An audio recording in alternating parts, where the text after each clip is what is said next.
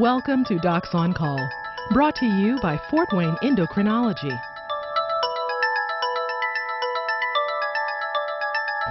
Good evening. Glad you're back for another episode of the program. Tonight we're going to be talking about a collection of conditions that, when taken together, are considered metabolic syndrome. And our guest tonight says it is the single largest public health threat globally, the largest threat we all face.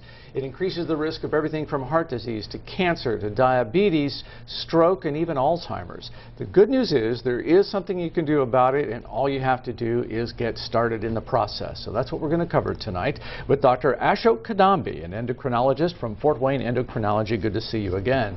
That's pretty dramatic to say that metabolic syndrome is the largest public health threat in the world. Tell me more about that. Well,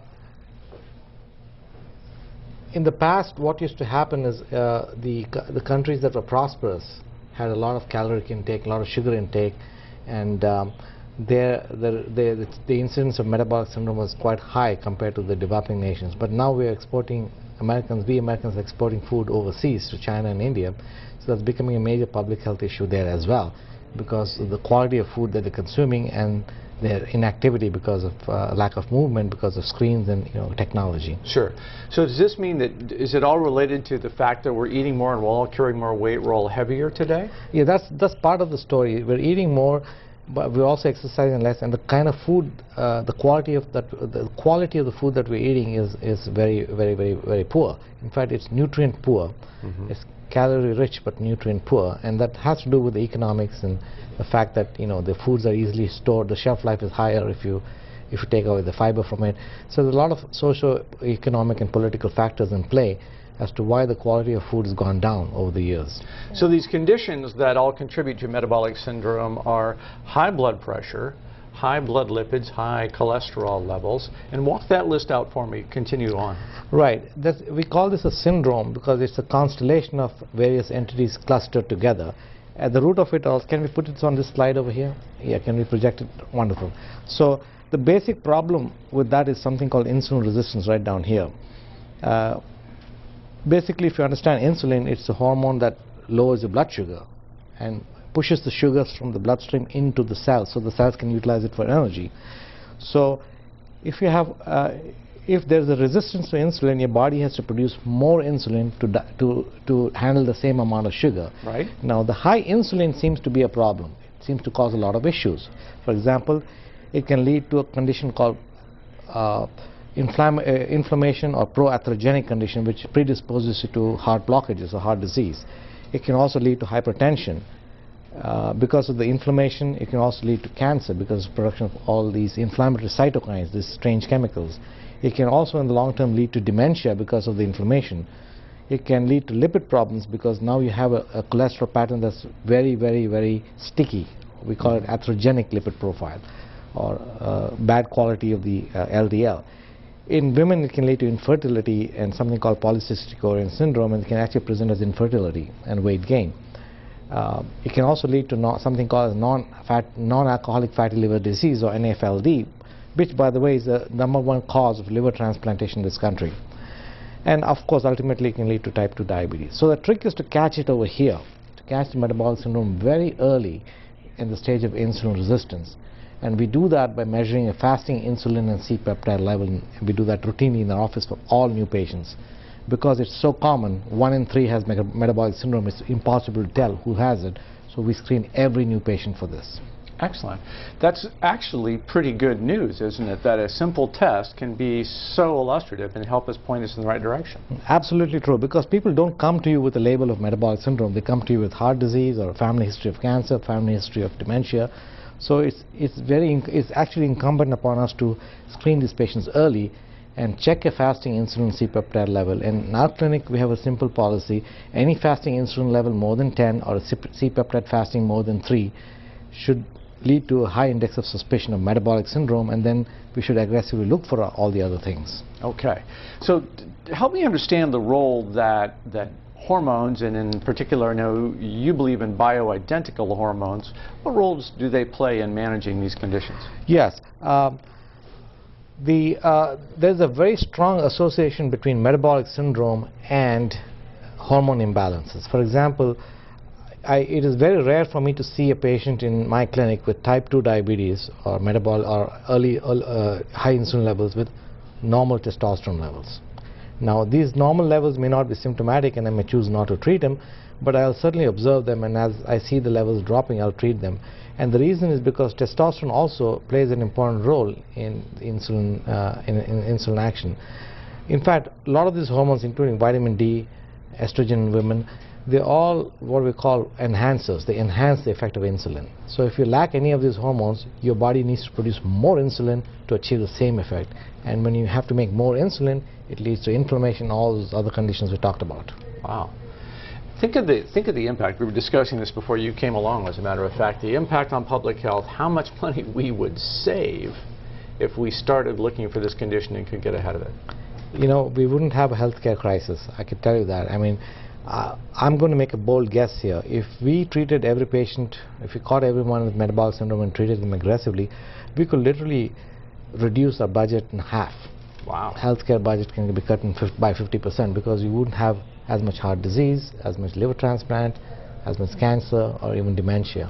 I mean, imagine the impact of dementia. It's just not the cost of the drugs, but sure. Nursing home, 24/7 care, all of that. Oh my gosh, and just the quality of life impact that has is huge. The phone number is on your screen, 483-8331. If you'd like to jump in and ask some questions of Dr. Kadambi tonight, you're certainly welcome on the program, 483-8331. We'll open the phones right now, start taking your questions as they come in. So tell me a little bit about the treatment. So I find out that I have the unusual insulin levels. What's the next thing you're going to help me with? Well, the first thing I tell you is get rid of fructose, liquid sugars. That simple measure alone, no soda, no fruit juices, even though they may be so-called quote-unquote all natural fruit juices, they have tons of fructose in them, and fructose, as you know, is poison. The body handles fructose just like alcohol. Okay? It cannot use fructose for energy, it stores it as fat. So that simple act will go a long way. In fact, I have people who come to me with frank diabetes who have completely cured by stopping the liquid sugars. The second thing I tell them is do a little movement. You don't have to, you don't have to take great departures from what you're doing. Just walk around the desk at work, stand up and down, stand up answering phone, stand up at work at a desk, like what we're doing now. We're not sitting down, we're standing. So we could have people with standing desks. Okay, try to get most of the movement at work, because if you try to do it separately, it may not happen. If going to gym may not happen for everybody. Less than 5% of the world exercises regularly. So try to get your exercise at work, build it in. The third thing I will tell them is drink plenty of water. Okay, and then of course eat a nutrient-dense diet. By that I mean eat lots of colors, fruits and vegetables, and try to avoid all the starchy, all the high starch foods, breads, rice, etc. I mean, I'm not one for completely eliminating gluten, but at least I should talk to patients about a gluten-light diet instead of gluten-free diet. Okay. So less processed carbohydrates, more vegetables and greens, actually more colors, okay, and no liquid sugars. These simple instructions, if they are followed, you can actually virtually reduce your risk of illness manyfold. That simple a change? That simple, and then you see the effect within days. You don't have to wait years to see the effect. Within 3 or 4 days, you'll start to feel better. You'll have more energy, and you'll want to exercise. You'll do a lot of, it will motivate you no end if you did this, and you don't have to wait months. You can wait just days to see the effect. I'm convinced. I'll start changing my world around a little bit. Karen is on the line with us. Karen, you have a question for Dr. Kadambi. You go right ahead. You're first up on the program. Hi, Karen. I'm 53 years old. I had a mitral valve replacement, St. Jude's mitral valve. I take blood thinners, and after I had the surgery, it really, really enhanced the hot flashes. They're so bad till I have to go outside several times when I'm at work. And I'm kind of scared to take anything natural because everything I've tried, it messed with my PTINR. So okay. I want to know, what can I do? Should I come and see a person like you, or what? Yeah, you should certainly see somebody that specializes in bioidentical hormone therapy, and the reason is because there are ways to give you the hormones that will not interfere with your clotting mechanism. There are ways to do so. In fact, many of the transdermal estrogens, don't interfere with the blood clotting mechanism. In fact, people that have had blood clots I have a number of patients in my practice who have had blood clots in the past, but yet it's safe to give them the transdermal through estrogen through the skin, because it doesn't get metabolized by the liver, so it doesn't cause clotting problems. Oh, okay. Let's just take a minute, All right. Karen, while you're on the line, let's just take a minute and walk through a little bit about the bioidentical hormones and what makes them unique and how they're different than what might otherwise be prescribed. Yeah, the bioidentical hormones are so named because they're identical to the stuff that the human body makes. Okay, so in other words, if you take progesterone, for example, which is a bioidentical hormone, and place it alongside Provera or medroxyprogesterone, which is synthetic, they're vastly different chemical structures, and because of that they have different clinical actions. It may retain some similarity, but a lot of the side effects is because of the fact that you've altered it chemically. So that's the big difference, is molecular structure is very different. Okay, so I hope that explains it, Karen. Thanks for your call. Elaine, let's get to you on the air tonight. Go right ahead. Hi, Elaine. Hi. I know I have metabolic syndrome and I'm suffering Okay. and from it. Now, one of my questions, I have a couple. What about sugarless gum and the artificial sweetener? Yes, she's asking a question about artificial sweeteners. I'm not totally against artificial sweeteners, except for the fact it may stimulate that part of the brain that craves sugar, and then you may crave real sugar later on. You'll need to keep eating sugar. However, if you use stevia or one of the Splenda, one of those other things, they're far better than the aspartame, which is NutraSweet, which is actually a toxic, it's a neurotoxin. So I'd stay away from aspartame. Okay. I'd look for Splenda or stevia. Stevia is probably the very best. Okay, now, can I ask another question, maybe about coffee? Sure. Yeah, go ahead. Yeah. Yes. What about coffee and caffeine? Yes, of course. If you're sensitive to caffeine, you know anything in moderation is good. If you're going to drink 1 or 2 cups of coffee a day, I say go ahead with it. But if you're going to drink a pot of coffee a day and you have hypertension, probably not a good idea. Okay. The coffee itself, the coffee extract itself has very many beneficial alkaloids, antioxidants. So actually, that's actually medicinal. And in fact, coffee is really a fruit juice.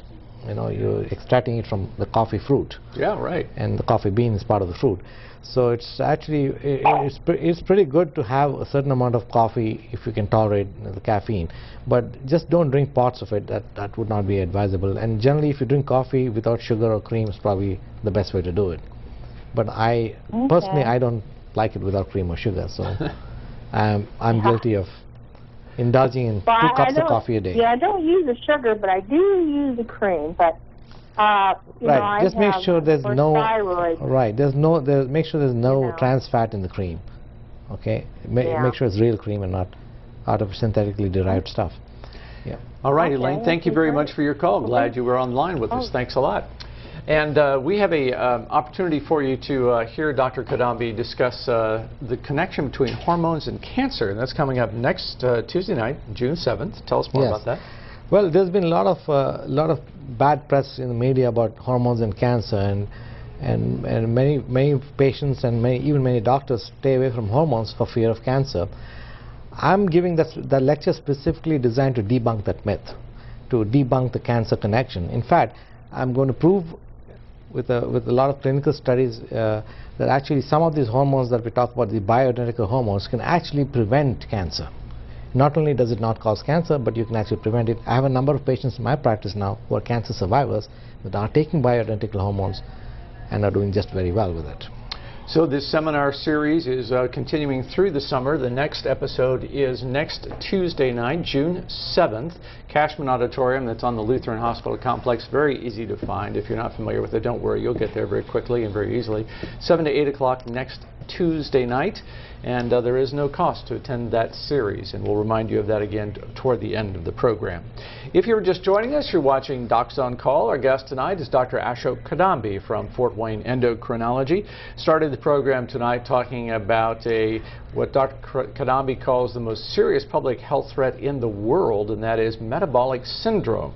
But of course, this program is about you and your calls, so where you want to go is where you will take us. And Sandy is next on the program. Sandy, you're suffering from heavy sweating. Tell me more about that, and you think it's a hormonal imbalance. Well, I'm not sure if it is. I just was questioning that. I've never done any hormone replacement therapy, but I have done that for ever since I went through menopause almost 20 years ago. But it's gotten worse each and every year that I can't even go out in public when it's warm out or above 40 degrees. I just perspire from the head down, and it's so embarrassing. So it's not just in the evening, it's not just night sweats. If I'm doing any small task at all, if I'm in an air-conditioned office working, I'm fairly comfortable, but any other time out, I just can't do anything that I'm not sweating. Right. This is typical of what we call estrogen deficiency, okay? And for some unknown reason, people will develop this much later in life, even after 20 years into menopause. And probably a lot of that has to do with diet, lifestyle, all those kinds of things. But bioidentical hormones is certainly not off the table just because you're a certain age. Okay, if you have symptoms and you have risk factors, those must be treated. You must be treated. So yes, the answer is you must be assessed for possible hormone replacement therapy. Okay, thank you. Thank you, Sandy. Rhonda, let's get to your question tonight for Dr. Kadambi. Go right ahead. Hi, Rhonda. Hello, I just have one question, and I'm a diabetic. Can I eat grapes? And you eat rice? Can I eat grapes? But can you eat grapes? Absolutely, yes. But don't eat like a pound of grapes. Eat a bunch of them, small bunch, and then eat it slowly. It's not how much, it's not what you eat, it's how quickly you eat it.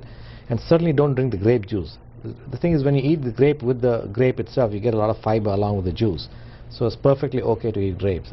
Obviously, and is it okay for the other fruits, like the bananas and the sugar is really listed on it? Absolutely, yes. In fact, there's no food that is forbidden for diabetics except the liquid sugars.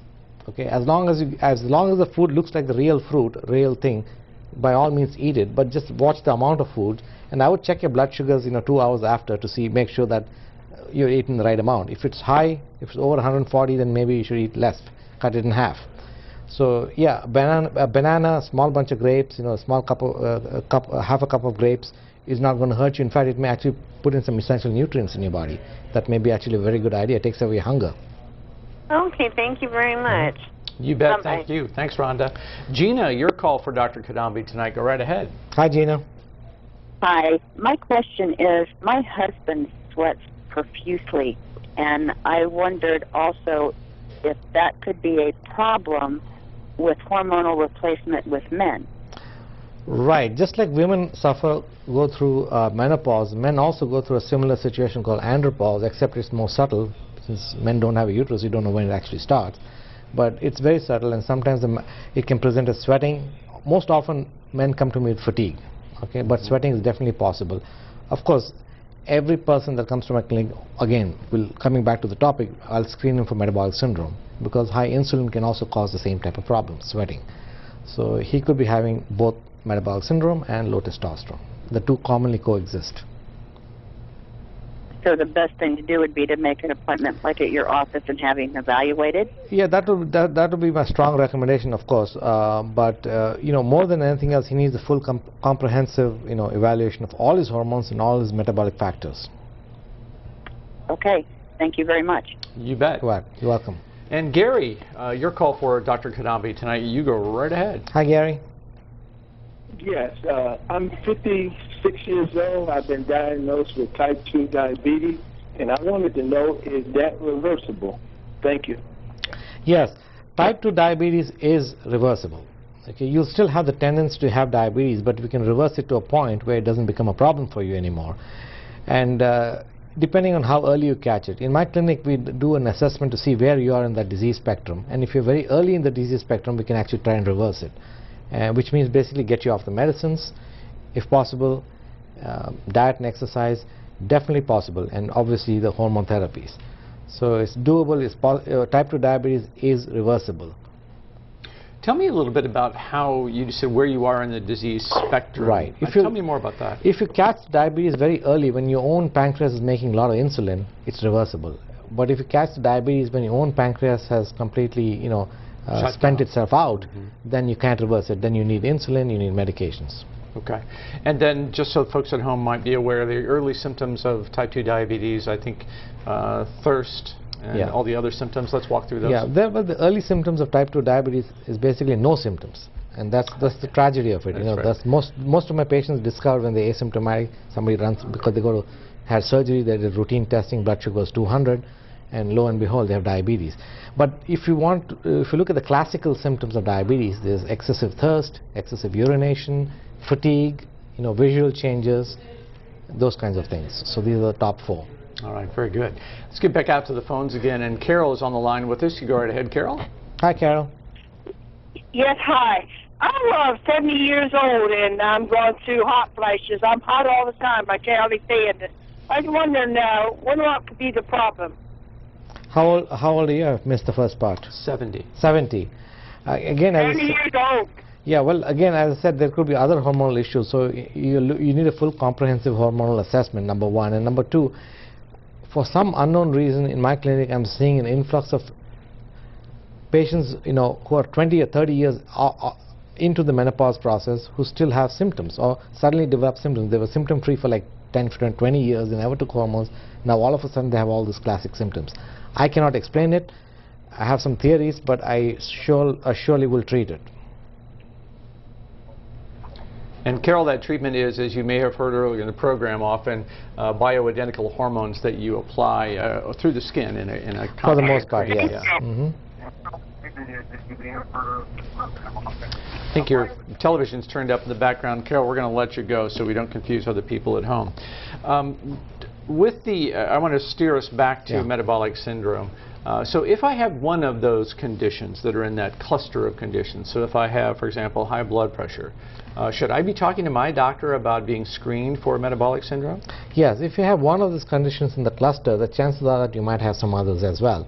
So you should definitely talk to your doctor, at least open the dialogue, at least plant the seed. That could this be a metabolic syndrome? Should we be checking for other components?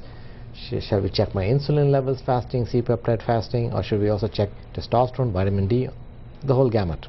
So how does the insurance world now look at this? If I have more than one of these conditions, and then it takes 3 of these conditions to be considered metabolic syndrome, right? Yeah, typically, that's the classical definition of that. But then it depends on how hard you look. We really don't look at all the inflammatory markers like CRP. We do it, but routinely in general practice it's not done. But if you have 3 of those, how does the insurance world look at it? Yes, you should have 3 of that. I try not to dwell too much on whether the insurance will cover it or not. I try to directly deal with the patients and tell them that this is what you need. Right. And if your insurance covers it, great. If not, we'll find some other way to cover it. Most of them have health savings accounts, so they can use that for their payments. They don't necessarily have to wait for insurances to pay. But you're right, the insurance companies are not very cooperative in paying for these kinds of preventive services. They say they are, but they're not. Yeah, isn't that an interesting point? Yeah. We've talked often about the politics of healthcare, and that is kind of sad, isn't it? That it's a lot easier to get people to pay for the treatment than it is the prevention. Yeah, the ideal patient, the healthiest patients in the world would be those that have some discretionary income and that have some educational level, so they do their own reading and research and seek out the doctors that truly render preventive care. And I think there is going to be a divide here. You can call it a socioeconomic or lack of knowledge, what have you. But people with knowledge will have a survival advantage, as has always been the case. Sure, you bet. Do we know what's happened that's caused this to come on us like a ton of bricks all of a sudden? Is it just that we've become less active and a little fatter? Well, it's almost like the perfect storm, Lee. It's technology, sedentary lifestyle, and poisoning of a food supply. And basically, I can sum it up in just one phrase. Actually, 3 words. High fructose, actually 4 words, high fructose corn syrup. I'm surprised to hear you get rid of that and you get rid of a lot of health problems. I'm surprised, frankly, to hear you be so definitive on that, because there are many people who are saying that high fructose corn syrup gets a bad rap, that it's been thoroughly investigated, that it's just another sugar, your body handles it like any other sugar. Well, the science says very differently. If you look at the science, it's amazing. Yeah, I would encourage people to go on YouTube and type in metabolic syndrome and type in UCLA. UCLA has published a series of YouTube videos on this issue, and the science is very compelling. The link between high fructose corn syrup and metabolic syndrome is huge. Wow. That may be the key takeaway of the night, Donna. Oh, she just dropped off the line. Donna was on the line there for us, but that high fructose corn syrup is one of the key villains here. So walk me through a little bit of the process. So if I come to see you because I suspect I may have metabolic syndrome, I'm going to start with some blood tests, and then what happens from there? Yeah, after we do the blood test, then we review the lab results, and we look at your insulin C-peptide levels. You know, we also look at your obviously fasting sugar levels, your lipid profile. I specifically look at something called the HDL to triglyceride to HDL ratio. If your triglyceride divided by HDL is greater than 2.5, then you are at risk for metabolic syndrome. You got the sticky cholesterol, okay, the atherogenic type. I then also look at vitamin D levels. In males, I look at testosterone levels. I may do a screen for growth hormone deficiency as well, looking at IGF-1 levels, and B12 and folate for certain vitamin levels as well. And we take it from there. And then we try to optimize all your key hormone levels to optimal range, and obviously your thyroid levels as well. And once I optimize your hormone levels in your diet, a lot of things get better. The energy level goes up, you start to lose weight, you start to lose inches, and you definitely will reduce your risk for all these chronic conditions. Heart disease, dementia, cancers. All the things that we talked about tonight. We've got to wrap it up. I want to remind you that there is the seminar coming up on June 7th. There it's on your screen at the Cashman Auditorium, 7 to 8 o'clock, Myths and Facts of Hormone Therapy. And in particular, is there a link between hormone therapy and cancer? I can assure you Dr. Kadambi will tell you there is not, and you'll learn why. Our guest tonight has been Dr. Ashok Kadambi from Fort Wayne Endocrinology. The number is 436-1248, 436-1248. They are online at ftendo.com.